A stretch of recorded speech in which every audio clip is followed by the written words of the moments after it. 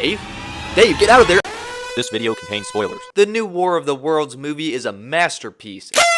In 1898, H.G. Wells made this book, and I'm sure he hoped one day it would become a movie. Wait, were movies even a thing back then? So they made a movie in the 1950s, and half a century later they made a movie with Tom Cruise, but you can disregard those because the new Amazon Prime War of the Worlds movie with Ice Cube is just a phenomenal, flawless masterpiece. I need you to place an official order on Amazon to activate the drone. Nuts. We have the definitive version of the story right here. I'm so sorry I'm like a month late to this, guys. I didn't even hear that much about it, but I guess there was just not much to say because of how good it was.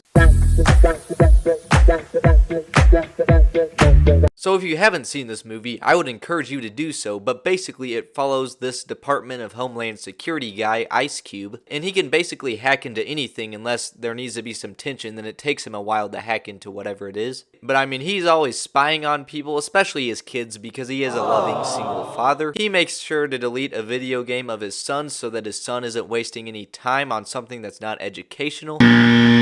And he spies in his daughter's fridge to make sure she's eating healthy. I mean, she does need to take extra good care of her body now that Rodrick Heffley got her pregnant. It's so crazy, even though Ice Cube is super high-tech and smart and that kind of stuff, he doesn't even realize that Mark is actually Rodrick in disguise. Can you explain what you're doing in this photo?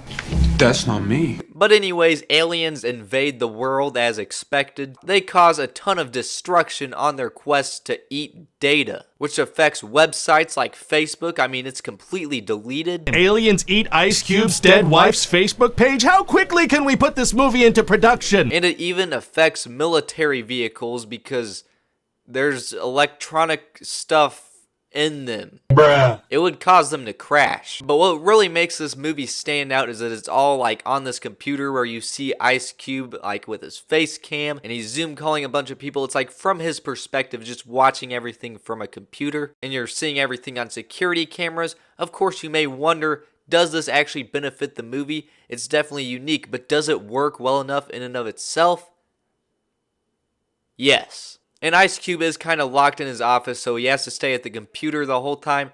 But he does get up and move around in the building he's in to get this Amazon package that Rodrick delivers to him in order to save the day. Because he had to order a thumb drive from Amazon to upload this kill code to kill the aliens. And just seeing that in the movie was really eye-opening. I didn't realize that ordering Amazon Prime packages could save the entire world. Thank goodness this movie that released on Prime just so happened to be sponsored by Amazon Prime, as well as Facebook, as well as Diary of a Wimpy Kid, as well as Tesla. There's a scene where his daughter almost gets killed in the destruction and she has to ride in this Tesla that he hacks. But if you think that's crazy, his son almost died like twice. The first time I almost went under cardiac arrest because of how intense it was. Now a lot of people might say Ice Cube's acting in that scene wasn't very good because he didn't look disappointed enough or whatever, but he looked very disappointed. Disappointed in his son for dying. I mean, if I had a son named Dave and I thought he was about to die, I would be like, whoa. And then of course he's less shocked the second time his son dies and it turns out he didn't die because his house exploded, but he was actually in a different house. And all around, I just think Ice Cube's acting is great because if it's a situation where like he's reflecting on his dead wife, he's just like,